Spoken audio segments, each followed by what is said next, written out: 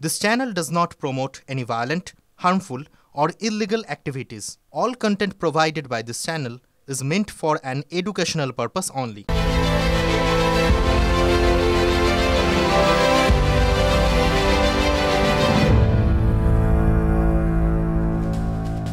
नमस्कार रात 8টায় हाजिर ठोट काटा আপনার কথা বলতে আপনার হয়ে কথা বলতে শুরুতেই না ঘন ঘোর রহস্য আর অঙ্ক কষা সত্যি আজ মনে হচ্ছে অঙ্ক কি কঠিন 5 কমলো 10 বাড়লো দাঁড়ালোটা কি সেটাই তো রহস্য দেশি গোয়েন্দা ফেলুমিত্তির ব্যোমকেশ বক্সির কথা ছেড়ে দিন বিদেশি শার্লক হোমসও রহস্য ফাঁস করতে পারবেন কিনা সন্দেহ আছে 1998 সালের 1 জানুয়ারি যাত্রা শুরু করে সর্বভারতীয় তৃণমূল কংগ্রেস এখন অবশ্য জাতীয় পার্টির মর্যাদা খুইয়ে আঞ্চলিক দল 2011 থেকে রাজ্যে সরকার চালাচ্ছে তৃণমূল সবাই জানেন তৃণমূল মানে কি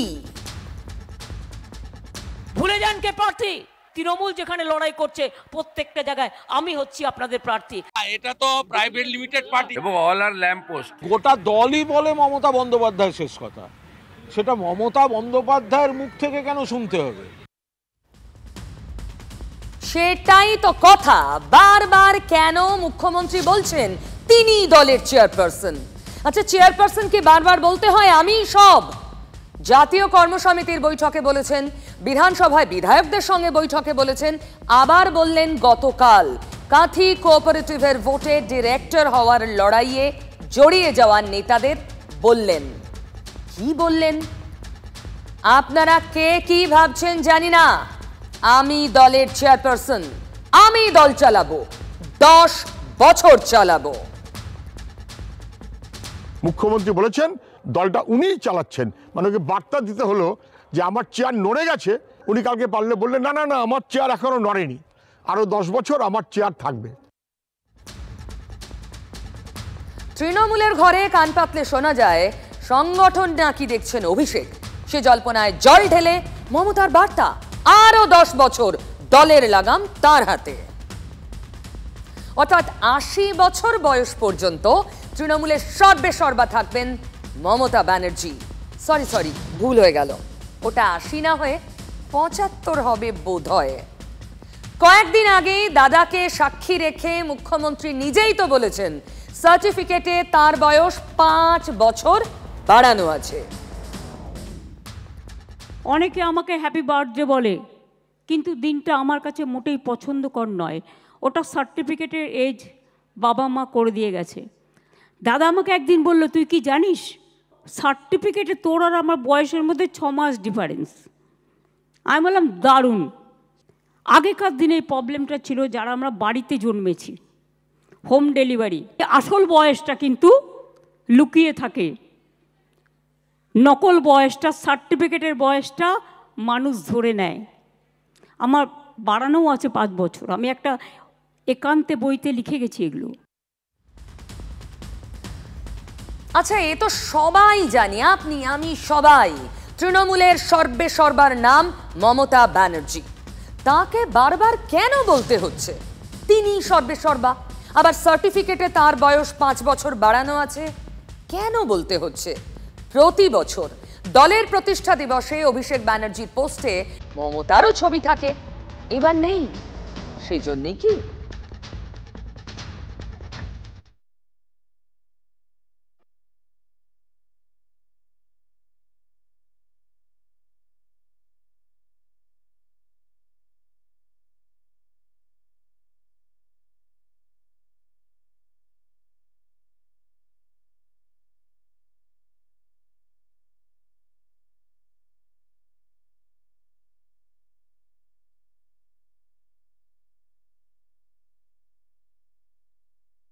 হ্যাঁ আমি বলেছি যে বয়স হলে কর্মক্ষমতা কমে কিসের বয়স রাজনীতি হোক বা যে কোনো ফিল্ডে হোক আমি মনে করি একটা ঊর্ধ্বসীমা থাকা দরকার মানুষের মনের কোনো বয়স নেই যতদিন বাঁচবেন রয়্যাল বেঙ্গল টাইগারের মতো লড়াই করবেন আমি 2 মাস 2.5 মাস রাস্তায় ছিলাম নবজোয়ার করেছি আমার বয়স ছিল 36 আমি পারবো রাস্তায় থাকতে 2.5 মাস আমার 70 বছর বয়স হলে 70 অভিষেক বললেন 70 কুডাক, আর এটা শুনতে পেয়েই বয়স 70 থেকে 65-তে নেমে এলো। তাই কি ডক্টর শান্তনু সেনকে মুখপাত্র পদ থেকে সরানো নিয়েও মুখ খুললেন। আর দু একজন যারা বলছেন আমি ছেড়ে দিলাম স্পোকসপারসনের পোস্ট, তাদের আমরা আগেই সরিয়ে দিয়েছি। মনে রাখবেন তারাও কিন্তু চক্রান্তের মধ্যে ছিল। যখন আমরা জানতে পেরেছি আমি তৃণমূল কংগ্রেস করে বলে রেয়াত করিনি। দেখুন, দলে অভিষেক ব্যানার্জির খুব কাছের বলে পরিচিত কুণাল ঘোষ ছিলেন। আগে বলতেন মমতা রামকৃষ্ণ, অভিষেক বিবেকানন্দ, আর এখন মমতা বন্দ্যোপাধ্যায় হচ্ছেন শ্রীরামকৃষ্ণ আর অভিষেক বন্দ্যোপাধ্যায় হচ্ছেন স্বামী বিবেকানন্দ। নেতাজি সুভাষচন্দ্র বসুও কিন্তু আলাদা দল নিয়ে সংসদীয় রাজনীতিতে দল করে ব্যর্থ হয়েছে। বাংলার মাটিতে যদি আলাদা দল করে কেউ কোনো নেতা বা নেত্রী সফল হয়ে থাকেন, তো তাহলে সেটা একমাত্র মমতা বন্দ্যোপাধ্যায়। যে কুণাল কদিন আগে একেবারে ভাইপোতে গদগদ ছিল, তৃণমূল কংগ্রেস মমতা বন্দ্যোপাধ্যায়ের নেতৃত্বে, অভিষেক বন্দ্যোপাধ্যায়ের সেনাপতিত্বে গোটা দলই বলে মমতা বন্দ্যোপাধ্যায় শেষ কথা। যে কুণাল বরাবর বলেছে সবচেয়ে বড় অপরাধীর নাম, বেনিফিশিয়ারির নাম মমতা ব্যানার্জি, তিনি এখন মমতা গুণকীর্তন করে বেড়াচ্ছেন। ঠিক এখানেই তো কুণালকে টার্গেট করেছেন অভিষেক। আরজিকর আন্দোলনে যোগ দেওয়া শিল্পীদের বয়কট নিয়ে অভিষেক কুণাল বিরোধ এখন প্রকাশিত। গতকালই কি বললেন অভিষেক? আমি যতটুকু মমতা বন্দ্যোপাধ্যায়কে চিনি, জানি, ছোটবেলা থেকে দেখেছি, মমতা বন্দ্যোপাধ্যায় বয়কট, ভেঙে দাও, গুড়িয়ে দাও, সরিয়ে দাও, হাঁটিয়ে দাও, এই রাজনীতিতে উনি বিশ্বাসী নন। মমতা বন্দ্যোপাধ্যায় যদি এই রাজনীতিতে বিশ্বাসী হতেন, তাহলে আজকে যারা এইসব কথা বলছেন তাদের মধ্যে অনেকে মমতা বন্দ্যোপাধ্যায়কে একটা সময়ে আক্রমণ করেছে। সারদার এন্টায়ার কাগজ চ্যানেল সমস্ত ব্যবহৃত হয়েছে মুখ্যমন্ত্রী এবং তৃণমূল কংগ্রেসের জন্য। মিডিয়া প্রত্যক্ষ এবং পরোক্ষ সবথেকে যদি কারোর কাছে গিয়ে থাকে তাহলে তার নাম মমতা ব্যানার্জি।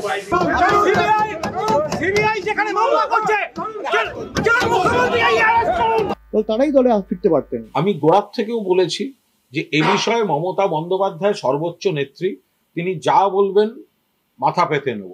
এখনো পর্যন্ত তার কাছ থেকে কোনো কথা শুনিনি। ফলে তিনি কি ভাবছেন সেটা নিশ্চয়ই আর একজনের মুখ থেকে শুনবো না।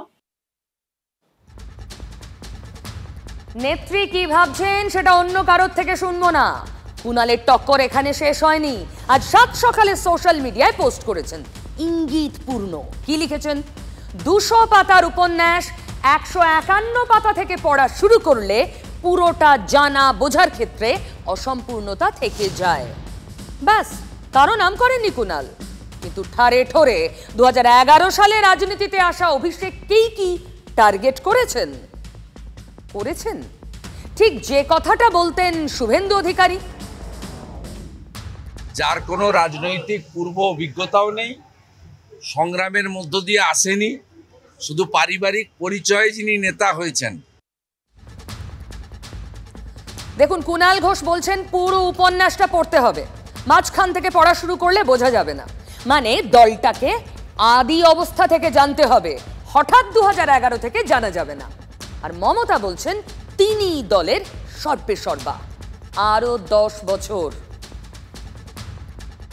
কন্টাই কোঅপারেটিভ ব্যাংকের পরিচালন সমিতির এই নির্বাচনকে ঘিরে যখন তৃণমূল কংগ্রেসের প্রবীণ নবীন দ্বন্দ্ব একেবারে প্রকাশ্যে চলে আসে, তখনও আবারও আসরে নামলেন রাজ্যের মুখ্যমন্ত্রী তৃণমূল সুপ্রিমো মমতা বন্দ্যোপাধ্যায়। অবাক করা কাণ্ড, একটা সমবায় সমিতির ভোট নিয়ে মুখ্যমন্ত্রীকে হস্তক্ষেপ করতে হচ্ছে। তিনি কি বললেন তিনিই চেয়ারপারসন, দলটা তিনিই চালাবেন। এর আগে উনি 5 বছর নিজের বয়স কমিয়েছেন, এখন হচ্ছে 10 বছর বললেন দল চালাবো। আসলে ভাতুষপুত্রের সঙ্গে লড়াইয়ে, ভাতুষপুত্র এতদিন দলের হ্রাস নিয়েছে, দলের অর্থের হ্রাস নিয়েছে, এবার মমতা বন্দ্যোপাধ্যায়ের চেয়ারটুকুও পেতে চায়। সেই নিয়েই যে বিবাদ চলছে, সেই বিবাদের কারণেই তাকে এটা বারবার বলতে হচ্ছে। স্পষ্ট যে এই মুহূর্তে তৃণমূল কংগ্রেসের হ্রাস মমতা বন্দ্যোপাধ্যায়ের হাতে এবং নেতৃত্ব দেবেন দলের ওল্ড ব্রিগেড। মমতা বন্দ্যোপাধ্যায়ের মতো নেত্রীকে যখন বারবার বলতে হচ্ছে আমি দল চালাবো, তখন বুঝতে হবে তার ক্ষমতা তার দলেই অনেকটা খর্ব হয়েছে। তাহলে অঙ্কটা কি দাঁড়ালো? 5 কম 10 বাড়লো। হিসেব করুন এবার আপনি কি দাঁড়ালো। আচ্ছা, 10 বেশি যখন বলছেন মমতা ব্যানার্জি, তখন তার ধমকের জোরও কি বেশি? এই প্রশ্নটা আসে, কারণ এই যে 10 আরও, এই কথাটা এসেছে কাঁথি নিয়ে আলোচনা প্রসঙ্গে। আমরা সবাই জানি কাঁথির সমবায় ব্যাংক নিয়ে দক্ষযজ্ঞ চলছে তৃণমূলের অন্দরে। সে কথা সেই প্রসঙ্গেই তো মমতা ব্যানার্জি বলেছেন আরও 10 বছর আমি আছি। আচ্ছা, কাঁথিতে কি হয়েছে? ওই যে অখিলগিরি বনাম উত্তম বাড়ি, কোন পথে চলবে কাঁথি? সমবায় ব্যাংকের ডিরেক্টর প্যানেল নিয়ে কোন্দল তো এখন ফাটলের মতো চওড়া। শেষমেশ মুখ্যমন্ত্রী আসরে নামলেন কাঁথির রাজনীতিকে পথে ফেরাতে। বুধবার ভবানীপুরে সুব্রত বক্সির অফিসে ডেকে জেলার নেতাদের বৈঠক হলো। সেখানেই রাজ্য সভাপতির ফোনে বার্তা দিলেন মমতা ব্যানার্জি। ফোন স্পিকারে দিয়ে স্পষ্ট জানিয়ে দিলেন দলের নির্বাচিত প্যানেলকেই মানতে হবে, প্রত্যাহার করতে হবে উত্তম বারিকপন্থীদের প্যানেল। তারপর নেত্রীর ধমক, হাতে নাতে ফল, হুড়োহুড়ি পড়ে গেল কাঁথির সমবায় ব্যাংকে। কিসের? মনোনয়ন প্রত্যাহারের। কাঁথি সমবায় ব্যাংকের 15টা ডিরেক্টর পদে মনোনয়ন জমা পড়েছে 26 জনের। বুধবার মুখ্যমন্ত্রীর কড়া নির্দেশ, আর সকাল থেকেই মনোনয়ন তুলতে হুড়োহুড়ি।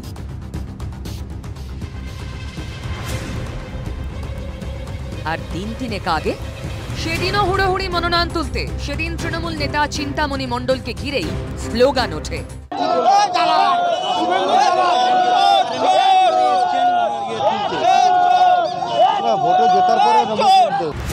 বৃহস্পতিবার চিন্তামণি বাবুই এলেন মনোনয়ন তুলতে।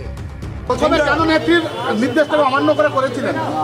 না, আমি যখন নেতৃত্ব পাইনি, এখন পেলাম। চিন্তামণি বাবু, যারা অনেকে আছেন দলে আছেন, তারা উইথড্র করে নিচ্ছেন। আপনি তো দলে নেই, দলের কোনো পোর্টফোলিও হোল্ড করছেন না। আমি এই ব্যাপারে কোনো মন্তব্য করি। আর এই দুই শিবিরের যে স্নায়ুচাপ কমাতে শেষ পর্যন্ত দলের সুপ্রিমো মমতা বন্দ্যোপাধ্যায় হস্তক্ষেপ করলেন। আর এই হস্তক্ষেপের পরই দেখা গেল 24 ঘন্টা যেতে না যেতে যারা বিক্ষুব্ধ গোষ্ঠীর হয়ে কার্যত মনোনয়ন দাখিল করেছিলেন, তারা সকাল থেকেই একের পর এক আসতে শুরু করলেন।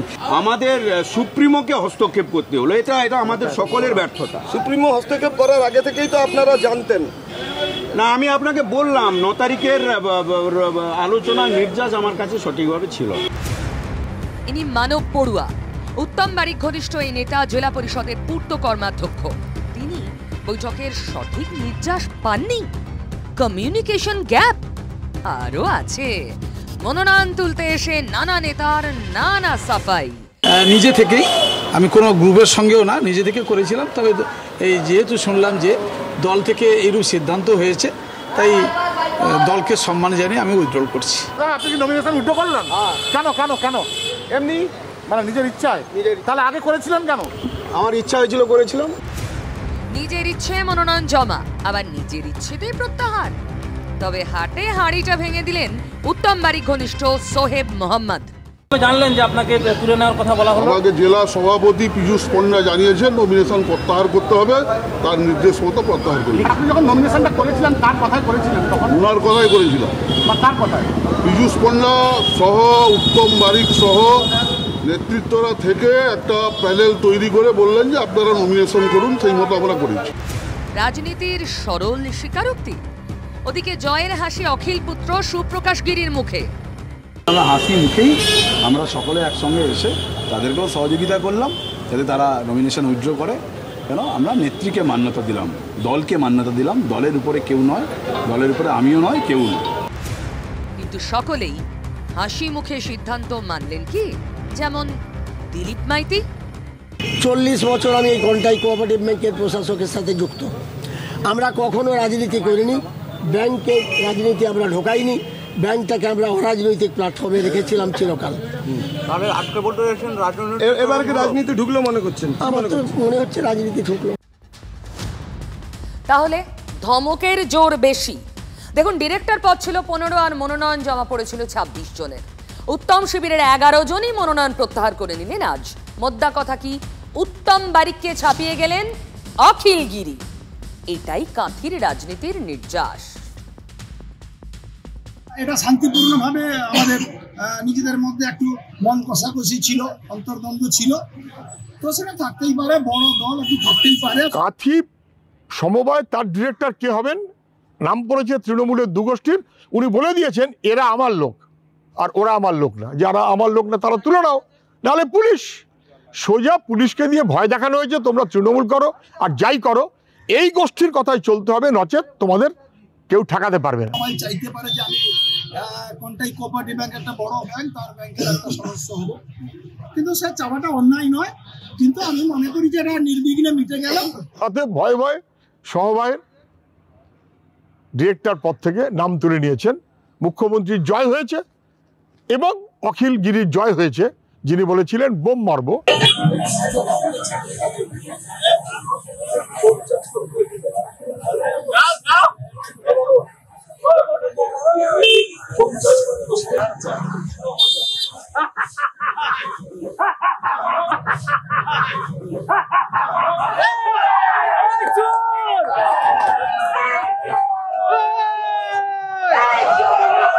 চোর চোর বলে হালা দিচ্ছে। তো এই হচ্ছে রাজ্যের পরিস্থিতি। আমরা বলেছিলাম চোর ধরো জেল ভরো, এখন তৃণমূলকে চোর ধরো জেল ভরো কথা বলছে, এবং এর মধ্যেই লুকিয়ে আছে কেন মুখ্যমন্ত্রী বা দলের রাজ্য সভাপতি বলে দেওয়ার পরেও কাঁথি সমবায় ব্যাংকে পাল্টা প্যানেল পড়ছে। সেটা কিছু মানুষ উত্তেজিত হয়ে করে ফেলেছিল, তারা বাচ্চা ছেলে করে ফেলেছিল, সেটা আর কিছু আমরা গায়ে মাখিনি, সেটা ওরা জুনিয়র ছেলে করে ফেলেছে। ওটা সেগুলো কিছু বিজেপি উস্কাচ্ছে আমাদের নিজেদের মধ্যে, যাতে দন্ত হয়ে এটা ভাগ থাকে। পরাজয় হয়েছে আপাতত উত্তম বারিকের, যার বাহিনী অখিলগিরিকে চোর চোর বলে আওয়াজ দিয়েছিল।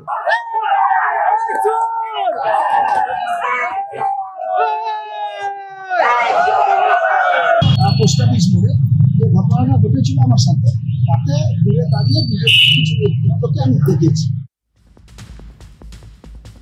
তাহলে অখিল গিরি কার আস্থাভাজন?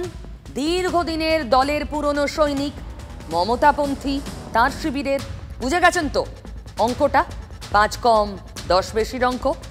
দেখুন, যা হওয়ার ছিল তাই হলো। মেদিনীপুর মেডিকেলে সদ্য সন্তানের জন্ম দেওয়া এক তরুণীর মৃত্যু ও আরও 4 জনের অসুস্থতার দায় চিকিৎসকদের ঘাড়েই চাপিয়ে দিলেন মুখ্যমন্ত্রী। আরএমও এবং এমএসভিপি সহ 6 সিনিয়র এবং 6 জুনিয়র চিকিৎসককে সাসপেন্ড করা হলো। দুটো ইনভেস্টিগেশন রিপোর্ট যখন চিফ সেক্রেটারি এবং হেলথ সেক্রেটারি আমার কাছে সাবমিট করেছেন এবং তারপরে তারা সাজেশন দিয়েছেন, সব সাজেশন মেনে নিয়ে যেটা করা হয়েছে 12 জনকে সাসপেন্ড করে দেওয়া হলো এবং সিআইডি ক্রিমিনাল কেসগুলো দেখবে। উনি অন্যের ঘাড়ে বন্দুকটা ভালোই ফাটাতে পারেন, তো নতুন কিছু নয়। উনি শাক দিয়ে মাছ ঢাকার চেষ্টা করছেন, ঢাকা যাচ্ছে না মুখ্যমন্ত্রী, সব দেখা যাচ্ছে। যারা যারা সেদিন ওখানে দায়িত্বে ছিলেন মেদিনীপুরে, তারা কিন্তু তাদের দায়িত্ব যদি সঠিকভাবে পালন করতেন, তাহলে কিন্তু এই মাকে বাঁচানো যেত, সন্তানকেও বাঁচানো যেত। দুটো রিপোর্টকেই সামনে রেখে যেটা আমরা দেখতে পাচ্ছি, এখানে নেগলিজেন্স পরিষ্কার সামনে এসেছে। আপনি স্বাস্থ্যমন্ত্রী, আপনাকে এই সমস্ত বিষয় দেখতে হবে এবং দায় নিয়ে পদত্যাগ করতে হবে প্রয়োজন হলে। তার মানে যা দাঁড়ালো, রাজ্যের গায়ে, স্বাস্থ্য দফতরের গায়ে কোনো কালির দাগ যেন না লাগে, দায় শুধু চিকিৎসকদের। বলেন সিজারিয়ান করতে আমি পারবো না, ওটা আমার কাজ নয়। সিএসকে যদি বলেন সিজারিয়ান করতে, সিএস পারবে না। হেলথ সেক্রেটারিকে বলেন যদি, তিনি ডাক্তার নন, তিনি অ্যাডমিনিস্ট্রেশন সাইড দেখবেন, ট্রিটমেন্ট কারা করবে? একটা মানুষ বিপদে পড়লে ডাক্তারদের কাছে যাবে।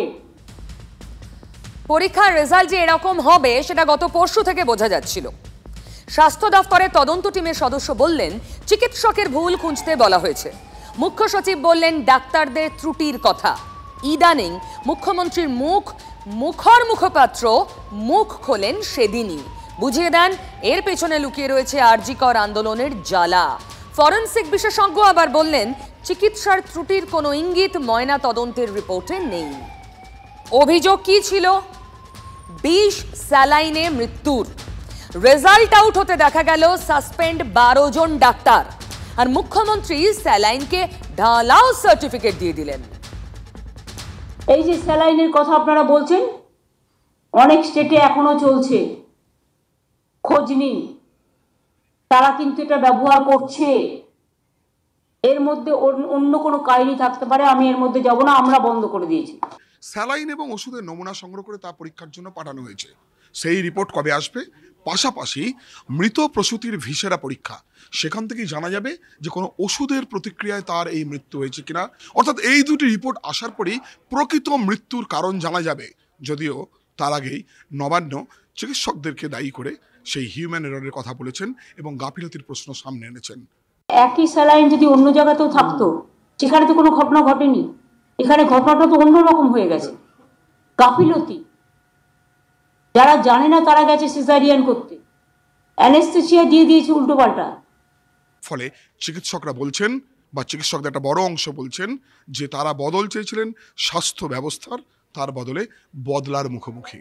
আপনি যদি কর্ণাটকে যে ওরা রিপোর্টটা দিয়েছিল যে কেন আরএলকে ক্যান্সেল করা হলো, কেন ব্ল্যাকলিস্ট করা হলো, সেখানে স্পষ্টত লেখা আছে ব্যাকটেরিয়াল এন্ডোটক্সিস পাওয়া গেছে, এটা থেকে বাজে রকমের ইনফেকশন সব কিছুই হতে পারে। মানে গুণমান কোথায়? তাহলে কর্ণাটকে কি এই জুনিয়র ডাক্তাররা আমরা গিয়ে ওখানে এসব করলাম? বিষাক্ত স্যালাইন যেটা কতগুলো রাজ্যে ইতিমধ্যেই যেটা নিষিদ্ধ হয়ে গেছে, কর্ণাটক রাজ্যে নিষিদ্ধ হয়ে গেছে এবং সেন্ট্রাল ল্যাবে যেটা ফেল করেছে, সেই স্যালাইনকে আজকে এখানে চালানোর জন্য এবং তাদের যে ঘাড়ে যে দোষটা রয়েছে, যে অপরাধ তারা করেছে, সেই অপরাধটাকে ঢাকা দেওয়ার জন্য আজকে ডাক্তারদের দিকে আজকে মানুষের দৃষ্টি ঘুরিয়ে দেওয়ার জন্যই এই ঘটনা ঘটিয়েছে বলে আমরা মনে করি। সত্যি আমি পার্সোনালি আরএল ইউজ করি না, কারণ আমি যখনই আরএল ইউজ করি, যখনই প্রেসক্রাইব করি, পেশেন্টের মানে 95% ক্ষেত্রে রিয়াকশন হচ্ছে, জ্বর চলে আসছে, কোনো সমস্যা হচ্ছে। প্রসূতি মৃত্যুর দায়টাকে আপনি 26 টাকার স্যালাইনে যে দুর্নীতি হয়েছে, সেই দুর্নীতির দায় এড়াতে, আপনি প্যারাসিটামলে যে দুর্নীতি হয়েছে, সেই দুর্নীতির দায় এড়াতে লিভোফ্লক্সাসিন থেকে শুরু করে আরও 10টা মেডিসিনের যে দুর্নীতি হয়েছে, যেটা 10 বছর আগে অন্য রাজ্য ব্ল্যাক লিস্টেড করে দিয়েছে, সেটা আপনি রাজ্যে কিভাবে, কার উদ্দেশ্যে, কে কোন প্রফিটে এই মেডিসিনগুলো চালালো, সেই কোশ্চেনগুলো আসছে না। প্রশ্ন তো আসছে, মোদ্দা কথা হলো সব রিপোর্ট হাতে আসেনি, তার আগে সাজা ঘোষণা শেষ। এদিকে আবার আরেক কাণ্ড, সব মেডিকেল কলেজেই তো ওই স্যালাইন বন্ধ। ওই মেদিনীপুর মেডিকেলে বাইরে থেকে কিনে আনতে হচ্ছে আরএল স্যালাইন। হাসপাতাল চত্বরে থাকা ন্যায্য মূল্যের ওষুধের দোকান থেকে স্যালাইন কেনেন মাতৃমা বিভাগে ভর্তি থাকা আনন্দপুর থানার সাহসপুরের বাসিন্দা প্রসূতি সুদীপা দলুই আর তার ভাই বিভাস। দোকানে লিয়েছে এগুলো সব 6টা লিয়া হয়েছে মোট, আরএল লিয়া হয়েছে 2টো, আর ডিএনএস লিয়া হয়েছে 4টা। তার মধ্যে এই দিদিমণিরা বলছে যে এগুলো গন্ডগোল আছে, একটু দেখবে যাও। এই যে যেমন এটা কি বলছে, ব্যাচ যেমন পরিষ্কার বুঝে যাচ্ছে এগুলো। হ্যাঁ হ্যাঁ হ্যাঁ, এই ভিতরে হসপিটালের ভিতরেই, ন্যায্য মূল্যে ওষুধ দোকান। হ্যাঁ, আজকে কিনেছে, আজকে। আমরা আজ বিক্রি করিনি, কদিন বিক্রি করিনি। এটা কি অমনি দিয়েছেন? না তো শুনুন, আমরা বিক্রি কিছুদিন করিনি, যখন দেখলাম আসছে, আমরা মাল ছিল বলে আমরা যেটা দিয়েছি। হ্যাঁ, কতদিন ধরে ছিল? হ্যাঁ, কতদিন ধরে ছিল মালটা? এসছে অনেকদিনই মাল এসছে, আমরা আজ কাস্টমারটা এসছে বলে আমরা দিয়েছি মালটা। একটা ঘটনা ঘটেছে আপনারা জানেন না? তার ঘটনা ঘটেছে বলে আমরা বন্ধ ছিল, এটা দেওয়া হয়নি। তারপরে এটা চিকচিকার ভিতরে পলিথিনের ভিতরে মোড়া ছিল, তো এটা আমরা অতটা লক্ষ্য করিনি। আপনার দায়, এইটা ভুল আপনাদের? হ্যাঁ, আমাদের ভুল হয়েছে। হ্যাঁ, দিয়েছি আমি। কিছু হলে আপনি কি করতেন? রাজ্য সরকার কোনো নির্দেশিকা? না, আমাদের কোনো নির্দেশিকা দেয়নি। আপনার কোম্পানি বিক্রি করতে বন্ধ বলেছিল? না না, কোম্পানি বিক্রি করতে বন্ধ করেনি, আমি দিইনি, আমি কোম্পানি মাল দিইনি। मर्डर है, स्टेट स्पॉन्सर्ड मर्डर। 10 दिसंबर उनको मालूम चल गया है आरएल पॉइजनस है, उसका बाद भी थाउजेंड्स ऑफ पेशेंट को ये लोग ये दिया है। हेल्थ मिनिस्टर, हेल्थ सेक्रेटरी को तुरंत अरेस्ट करना चाहिए। শুভেন্দু অধিকারী যদি বলে থাকেন সব দোষ মুখ্যমন্ত্রীর, তাহলে পরপর রেল অ্যাক্সিডেন্টগুলো যে হচ্ছে সারা দেশে, তাহলে রেলমন্ত্রী এখনো চেয়ারে বসে আছেন কেন? রেলমন্ত্রীর পদত্যাগ শুভেন্দু অধিকারী চাইছেন না কেন? কি ये डॉक्टर का नेग्लिजेंस है? नहीं, negligence from the highest level, because tender, procurement, stock, everything in স্বাস্থ্য ভবন সেন্ট্রালি। মাননীয় মুখ্যমন্ত্রী এই ঘটনাটায় কি করবেন, যেখানে যে ডক্টরদের অপারেশনটা করার কথা, যে সিনিয়র ডক্টরদের, তারা সেই সময় কাজ ফেলে পড়ুয়াদের হাতে ছেড়ে অন্য জায়গায় প্রাইভেট প্র্যাকটিসের ওটি করতে গেছেন। তো শুভেন্দু অধিকারী কি এই সংস্কৃতিগুলোকে সমর্থন করছেন? ডাক্তারদের উপর রাগ, ডাক্তাররাই নিশানায়। আচ্ছা, সব দোষ যদি ডাক্তারের হয়, ঘটনা তো জানুয়ারি মাসের, এই প্রসূতির মৃত্যু। 10 ডিসেম্বর ওই স্যালাইনকে নিষিদ্ধ কেন করেছিল এই রাজ্যের সরকার? স্বাস্থ্য ভবন উত্তর আছে। আজ একটি জনস্বার্থ মামলায় হাইকোর্টের প্রধান বিচারপতিও প্রশ্ন করেছেন, স্যালাইন যখন বন্ধ করা হয়েছে তখন নিশ্চিত কিছু না কিছু সমস্যা আছে। এর উত্তর কেউ নেই দেওয়ার।